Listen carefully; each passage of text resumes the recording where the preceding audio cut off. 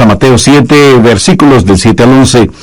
Estas son palabras de Jesús, y Él las dijo en forma clara y sencilla. Así que no hay ninguna razón para dudarlas, sino más bien para creerlas. Pedid, y se os dará. Buscad, y hallaréis. Llamad, y se os abrirá. Porque todo aquel que pide, recibe. Y el que busca, halla. Y al que llama, se le abrirá. ¿Qué hombre hay de vosotros que si su hijo le pide pan, le dará una piedra? O si le pide un pescado, le dará una serpiente? Pues si vosotros, siendo malos, sabéis dar buenas dádivas a vuestros hijos, ¿cuánto más vuestro Padre que está en los cielos dará buenas cosas a los que le piden? Hagamos 3 divisiones fáciles de este mensaje al pensar en los principios de la oración. Primero, la razón para la oración. En mi vida he meditado mucho acerca de la razón para orar. ¿Por qué Dios quiere que oremos? Jesús enseñó en forma sencilla y clara que nuestro Padre Celestial sabe de las cosas que tenemos necesidad aún antes de que las pidamos, ¿verdad? Entonces, ¿por qué tenemos que decirle lo que necesitamos? ¿Y por qué tenemos que pedirle lo que Él ya ha determinado darnos porque nos ama? ¿Alguna vez usted ha pensado en el misterio que significa la oración? Por último, ¿por qué oramos? Veamos Mateo 6, los versos 7 y 8. Y orando, no uséis vanas repeticiones como los gentiles que piensan que por su palabrería serán oídos. No hagáis, pues, semejantes a ellos, porque vuestro Padre sabe de qué cosas tenéis necesidad antes de que vosotros le pidáis. En estos versículos aprendemos ciertas cosas. Primero, no oramos para impresionar a Dios. Usted no tiene que ser un Cervantes o un experto en el idioma español. Tampoco tiene que ser un poeta para utilizar un lenguaje florido. Usted, por mucho que se esfuerce, no puede orar para impresionar a Dios. Segundo, usted no ora para informar a Dios, porque el Padre Celestial conoce cuáles son sus necesidades. Tercero, oramos a Dios para invitarle a que trabaje en nuestro corazón y en nuestra vida. Y si alguien me pregunta, pastor, ¿por qué debemos hacer eso? Permítame darle 3 razones para hacerlo. Primero, es lo que yo llamo el factor delicia. Verá, Dios quiere que le amemos y quiere tener comunión con nosotros. Dios puede administrar este universo sin nuestras oraciones. Pero si Él lo hiciera así, usted y yo no tendríamos el privilegio de trabajar con Él y tener comunión con Él. En el capítulo 15 de Juan, Jesús se refirió a sí mismo como la vid verdadera, y nosotros somos los pámpanos. Y en Juan 15:4 Jesús dijo, permaneced en mí y yo en vosotros. Como el pámpano no puede llevar fruto por sí mismo si no permanece en la vid, así tampoco vosotros si no permanecéis en mí. Jesús está haciendo énfasis en la realidad y la necesidad que tenemos de permanecer en Él, porque sin Él nada podemos hacer. Y en el verso 7 Jesús dijo, si permanecéis en mí y mis palabras permanecen en vosotros, pedid todo lo que queréis y os será hecho. La oración es la manera que tiene Dios de que nos peguemos a Él. Es una manera de que nosotros habitemos en Él y Él en nosotros hasta que tengamos la misma clase de unión, de fusión que existe entre la vid y los pámpanos. Nosotros no lo podemos hacer sin Él y Él no quiere hacerlo sin nosotros. Una vez recibí la llamada del rector de un colegio invitándome a que vaya a dar una serie de mensajes. Yo le dije que me hubiera gustado mucho hacerlo, pero que mi agenda no me lo permitía. Y él me dijo, si le mando un piloto, vendría. Y yo, titubeando, le dije que no estaba seguro. Y me dijo, tenemos un piloto muy bueno, es piloto de un avión jet. Bueno, terminé aceptando la invitación. Y fui al aeropuerto, al lugar señalado, y sí, ahí estaba el piloto. Pero el avión no era ningún avión jet, sino una pequeña avionetita que parecía de juguete. todas maneras me subí y me senté junto al piloto rumbo al colegio en donde tenía que hablar. El piloto me preguntó, ¿sabe cómo manejar una avioneta? Y yo le dije que no. Y cuando él me preguntó si me gustaría pilotear esa avioneta, yo le dije que me encantaría. Estábamos sentados muy juntos, lado a lado, y él comenzó a decir, señalando cada cosa, muy bien, esos junto a sus pies son los pedales, este es el panel de instrumentos, estos son los controles y el volante, y comenzó a decirme que haga esto y eso, y que mueva esta palanca, que empuje este botón, etcétera, etcétera, y de pronto me doy cuenta que estoy piloteando el avión. ¡Qué emoción tan extraordinaria sentí! Pero quiero decir, sin ninguna sombra de duda, que yo no hubiera podido hacerlo si ese piloto no hubiera estado a mi lado. No lo hubiera podido hacer. Él pudo haber volado esa avioneta sin mí, pero yo no lo hubiera podido hacer sin él. Pero él me dio el privilegio de pilotear esa avionetita con él. Fue una experiencia maravillosa que nunca lo olvidaré. Y mientras volábamos juntos, hubo una especie de unión invisible entre los dos. Invisible, pero tremendamente real y fuerte. Tuvimos comunión. Y yo dependí de él, aprendí de él, y él me permitió compartir la responsabilidad y el privilegio de sus deberes. Y no pude dejar de pensar, esto es como la oración. Nosotros no lo podemos hacer sin Dios, y Dios no quiere hacerlo sin nosotros. Pero cuando Él nos permite que cooperemos con Él, tenemos la emoción de ayudar a Dios en el manejo de su vasto universo. La oración es genuina cuando permanecemos en Él y Él en nosotros. Segundo está el factor del desarrollo. Sabía que la oración es una de las formas en que crecemos. O sea, nos desarrollamos en oración. Veamos nuevamente Juan 15:7. Si permanecéis en mí y mis palabras permanecen en vosotros, pedid todo lo que queréis y os será hecho. Algunas veces oramos y parece que no llega ninguna respuesta.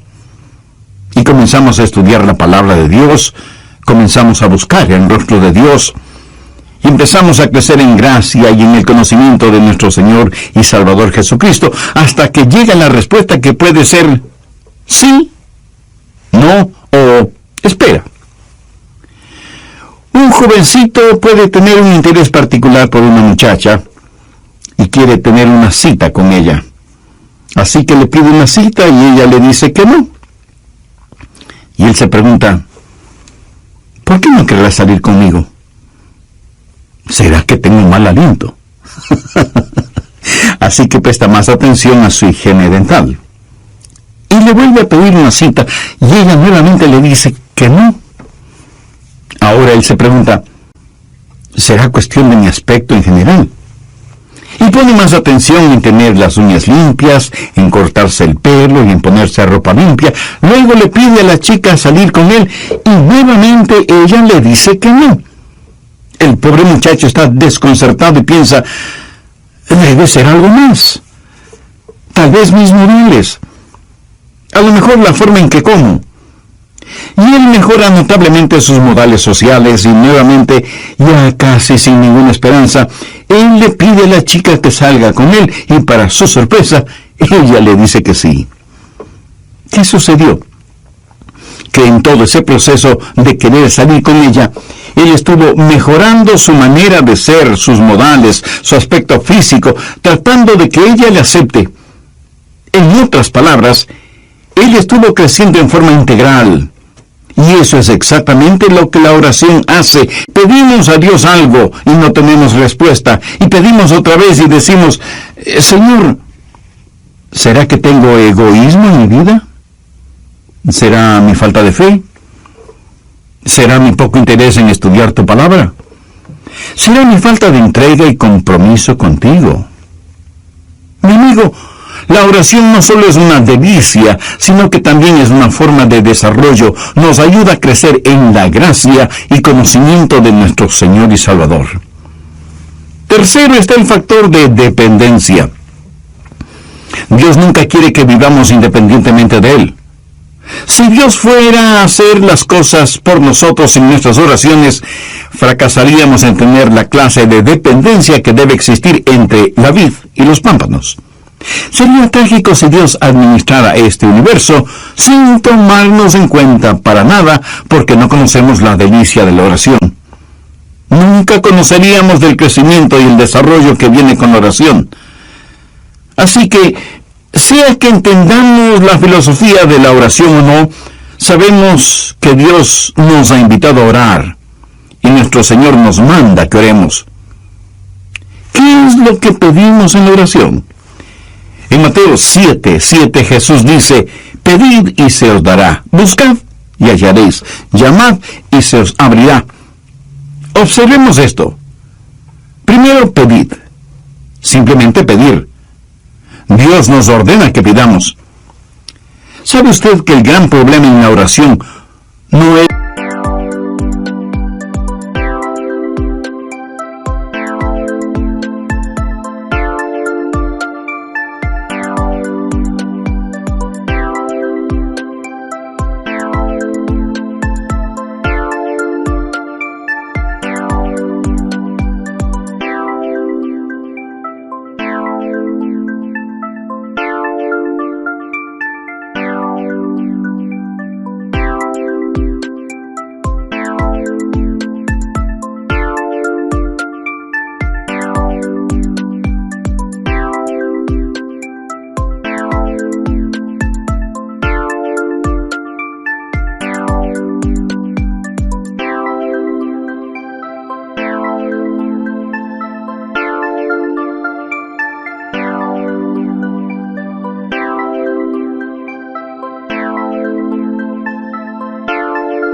la oración no contestada, sino la oración no ofrecida? Miremos lo que dice Santiago 4:3.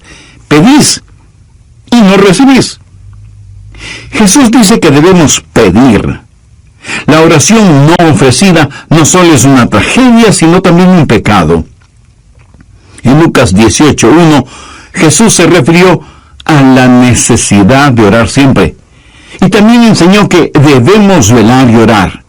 Anota al margen en Filipenses 4:6.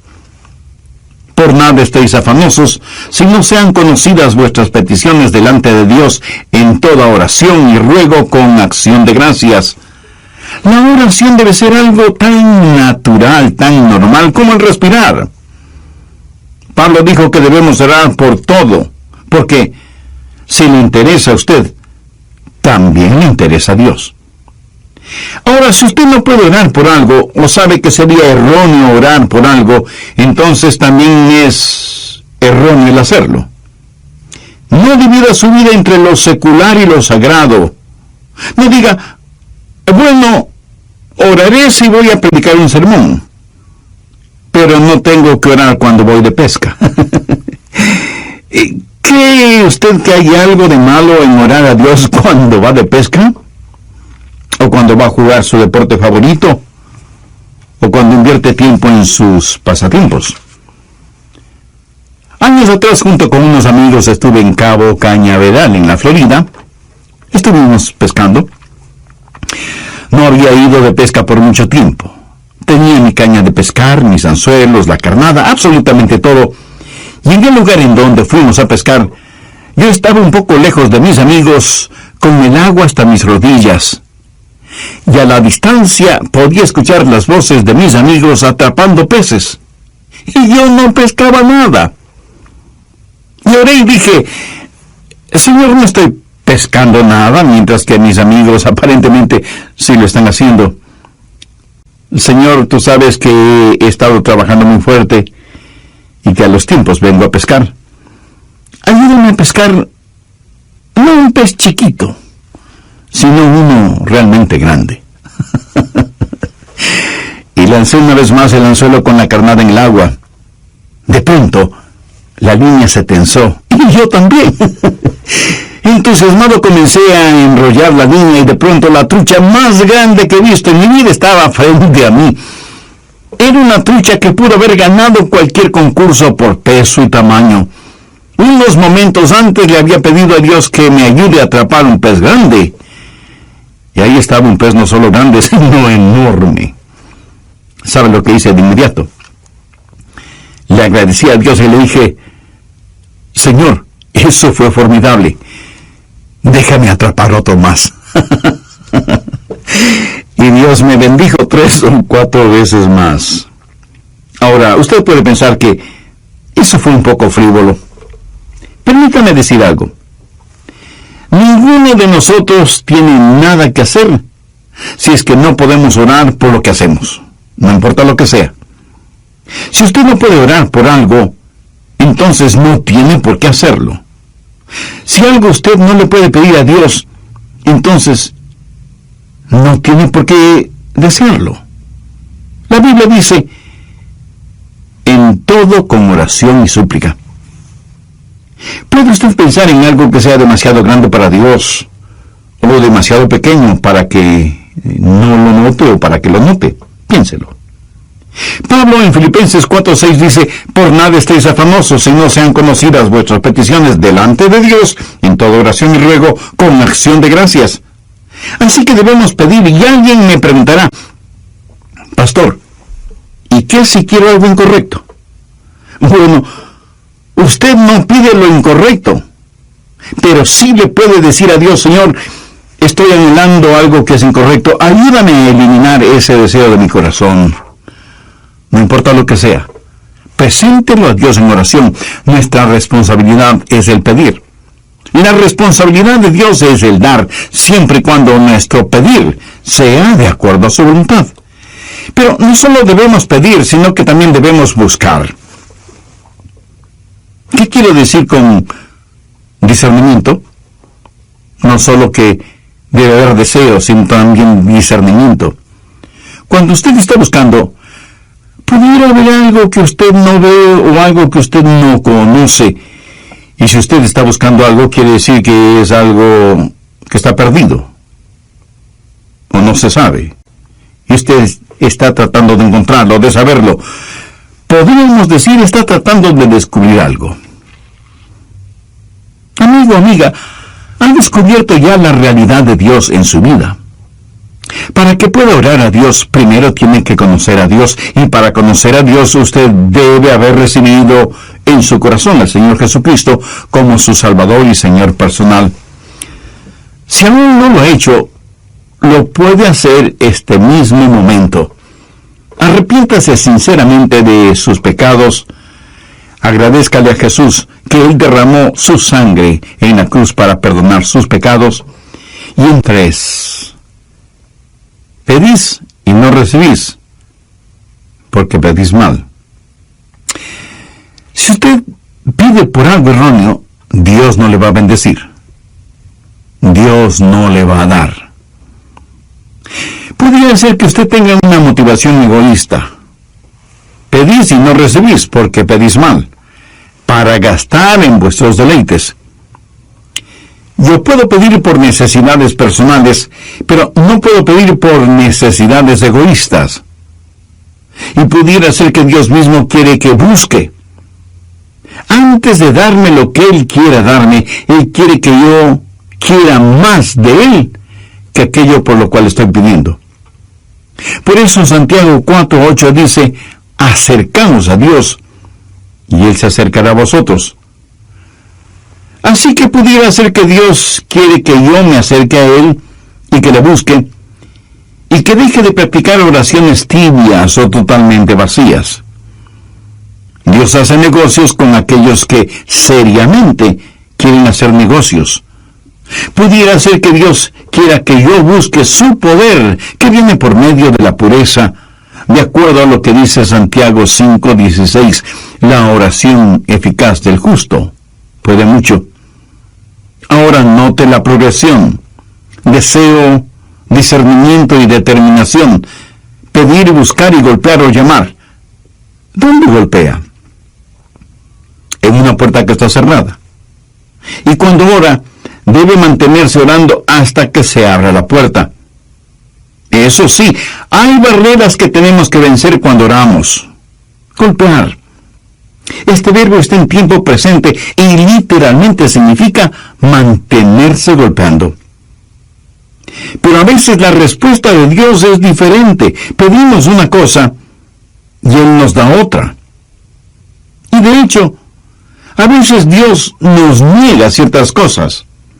Le pedimos algo y Dios nos dice, no, eso no es bueno para ti. No quiero que lo tengas. Estás pidiendo por un motivo equivocado. Por cierto, en algunas ocasiones la respuesta de Dios puede demorar. Y de eso estoy hablando este momento. Tenemos que golpear y mantenernos golpeando la puerta.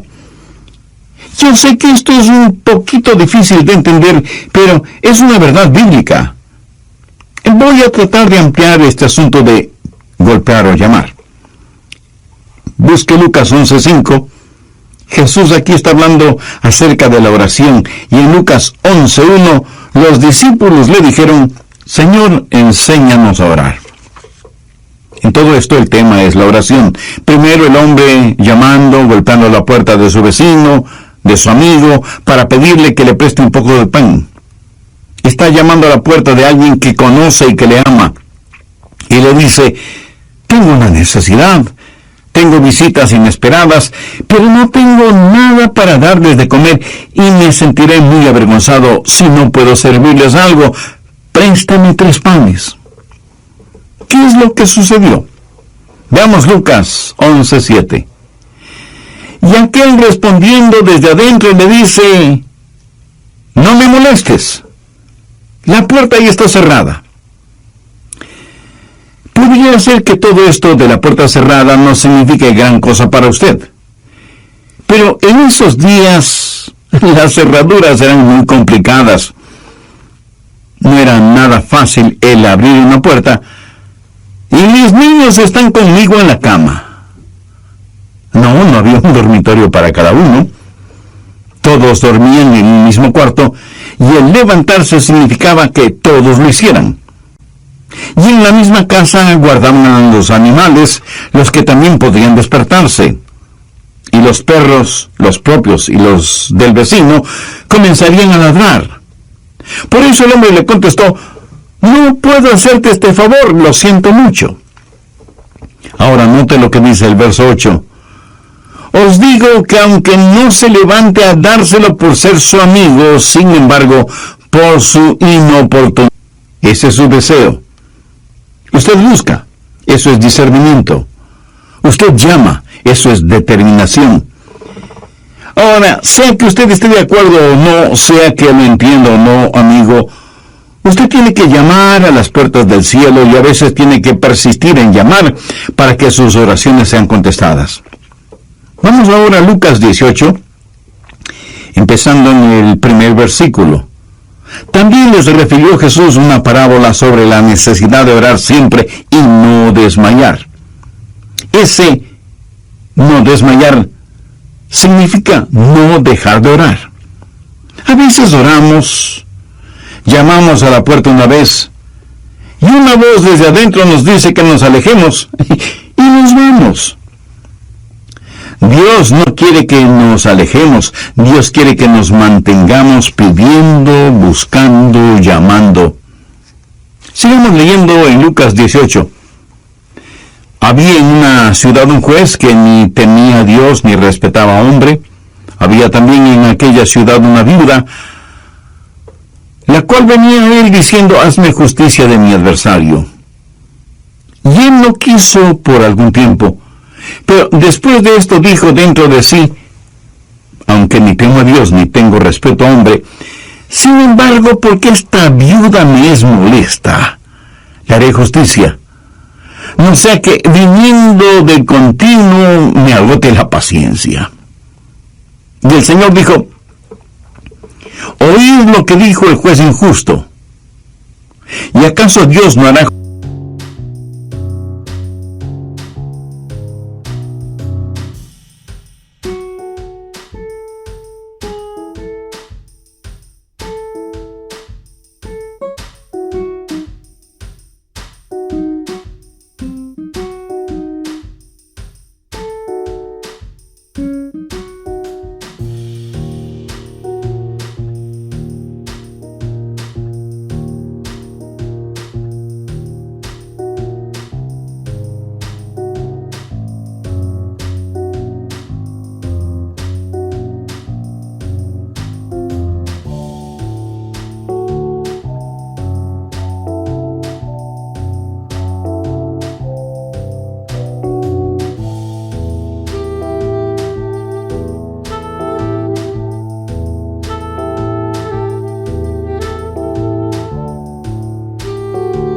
justicia a sus escogidos, que claman a Él de día y de noche.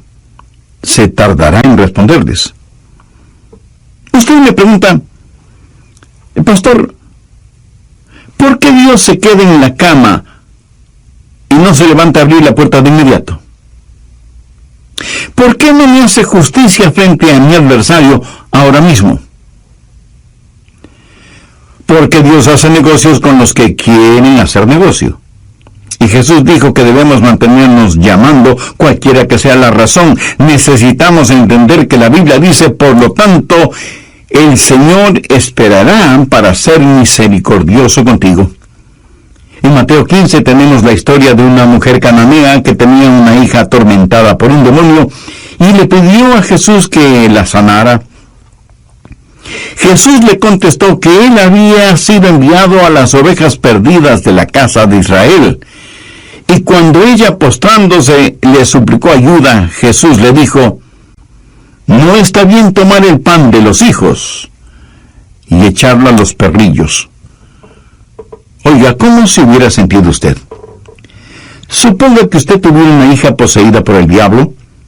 Usted se acerca a este hombre que supuestamente es el Salvador y el Señor del universo, este que dicen está lleno de compasión, y él le dice, perro, aléjate de mí. Yo solo he venido a salvar a las ovejas perdidas de la casa de Israel. No tengo nada que ver contigo. Eres un paria. ¿Qué hubiera hecho usted? ¿Sabe lo que esa mujer contestó? Ella le dijo a Jesús, Señor, tienes razón. Yo no merezco absolutamente nada. Pero aún los perrillos comen de las migajas que caen de la mesa de sus amos. Entonces respondiendo Jesús dijo, oh mujer, grande es tu fe. Hágase contigo como quieres. Y su hija fue sanada desde aquella hora. Tal vez alguien me pregunte, pastor, ¿por qué está comparando a Dios con un vecino egoísta?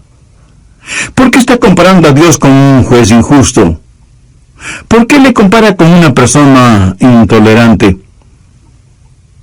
Recuerde que lo relatado en Mateo 15 son acciones y palabras de Jesús. Pero Jesús no está diciendo que Dios es un juez injusto, o que es un vecino egoísta, o que no tiene respeto por las personas. Pero lo que la Biblia enseña es que necesitamos persistir en la oración. Necesitamos pedir si es que queremos recibir, y necesitamos buscar. ¿Hay algo que Dios está tratando de enseñarnos aquí? ¿Hay alguna pieza en este rompecabezas que no necesitamos? Y cuando pedimos y cuando buscamos, entonces llamamos y seguimos llamando. En Primera de Reyes 18, Elías oró y cerró las fuentes de los cielos, y no llovió sobre la tierra por algunos años. Y luego Dios le dice a Elías que vaya donde el rey Acab y le diga que la lluvia vendrá. Leamos desde el verso 41 de Primera de Reyes 18. Entonces Elías dijo a Acab, sube, come y bebe, porque una lluvia grande se oye. De paso, recuerde que por años no había caído ni una sola gota de lluvia. Acab subió a comer y a beber. Y Elías subió a la cumbre del Carmelo y postrándose en tierra puso el rostro entre sus rodillas y dijo a su criado, sube ahora y mira hacia el mar. Y él subió y miró y dijo, no hay nada. Y él volvió a decir, vuelve 7 veces. Aquí está un hombre que ya sabía que iba a llover porque Dios se lo había dicho. Pero él ora no solo una vez, sino 7 veces. Y a la 7ª vez su criado le dijo, yo veo una pequeña nube como la palma de la mano de un hombre que sube del mar. Y él dijo, ve y di a Acab, unce tu carro y desciende para que la lluvia no te ataje. ¿Por qué Dios no envió a usted ni yo sabemos cuándo es ese tiempo? ¿Sabía que el mismo Señor Jesucristo llamó a las puertas del cielo? ¿Piensa usted que las oraciones de Jesús, el Hijo de Dios en la carne, fueron contestadas automáticamente? Yo me sorprendí al considerar esta porción bíblica, pero en Mateo 26:44 leemos: y dejándolos, se fue de nuevo, lloró por tercera vez diciendo las mismas palabras. Ahora piense conmigo en esto. Jesús oró por tercera vez diciendo las mismas palabras. Aquí hay un misterio y una verdad, sea que lo entendamos o no, y es: nosotros debemos mantenernos llamando. Pedir, buscar y llamar. Y si alguien me pregunta: pastor, ¿hay un momento cuando dejamos de llamar? Por supuesto que sí. Cuando la puerta se abre. O sea, cuando recibimos lo que hemos pedido. O cuando tiene la seguridad en su corazón, aunque todavía no tenga en su mano lo que pidió. O cuando Dios le dice sencillamente no. El poderoso apóstol Pablo quería algo, y dice que por 3 veces le pidió a Dios, y Dios prácticamente le dijo: no te voy a dar lo que estás pidiendo. En palabras de Pablo, él tenía un aguijón en la carne.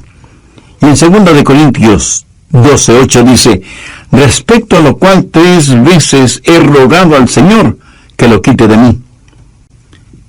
Pero Dios le dijo: Pablo, escucha, no te voy a dar lo que me pides, pero en cambio, te voy a dar de mi gracia.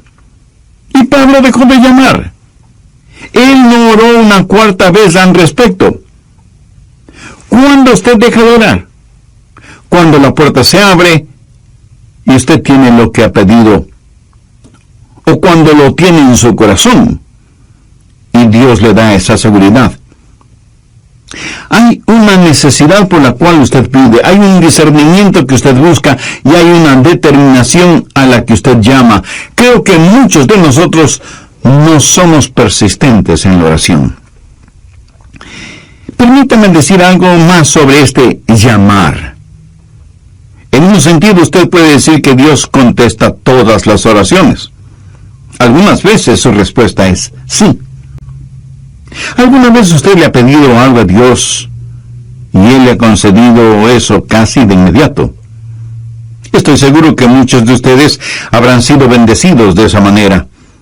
Mi amigo, hay cosas y circunstancias que de ninguna manera pueden ser simple casualidad, y que la única explicación racional es que son las respuestas directas de Dios a nuestras oraciones. Pero a veces la respuesta de Dios es no. Es cuando Dios dice: estás pidiendo algo erróneo, no te lo voy a conceder. Recuerde que Dios lo sabe todo, y aunque usted piense que lo que está pidiendo es bueno, Dios sabe que no lo es, y por eso no se lo da. En tal caso, no se enoje con Dios, más bien agradezca a Dios. Y algunas veces la respuesta de Dios es: espera. Es cuando Dios dice: voy a darte lo que pides, pero tienes que aprender a depender en mí. Estoy ayudándote en tu desarrollo. Y muchas veces cuando Dios no nos da aquello que le pedimos, por lo general nos da algo que es infinitamente mejor de lo que nosotros pedimos. Ahora, ¿cuáles son las recompensas de la oración? Regresemos al capítulo 7 de Mateo. ¿Cómo sabemos que Dios va a contestar la oración? Veamos Mateo 7, verso 8. Porque todo aquel que pide, recibe, y el que busca, halla, y al que llama, se le abrirá. Si usted pide con fe, si usted busca con discernimiento, y si usted es persistente, sus oraciones serán contestadas. Y Jesús ilustra esta verdad. ¡Qué gran maestro fue Jesús! En Mateo 7, en los versos del 9 al 11, Él dice: ¿qué hombre hay de vosotros que si su hijo le pide pan, le dará una piedra? ¿O si le pide un pescado, le dará una serpiente? Pues si vosotros, siendo malos, sabéis dar buenas dádivas a vuestros hijos, ¿cuánto más vuestro Padre que está en los cielos dará buenas cosas a los que le pidan? Ahora, ¿por qué debemos tener la seguridad de que Dios va a contestar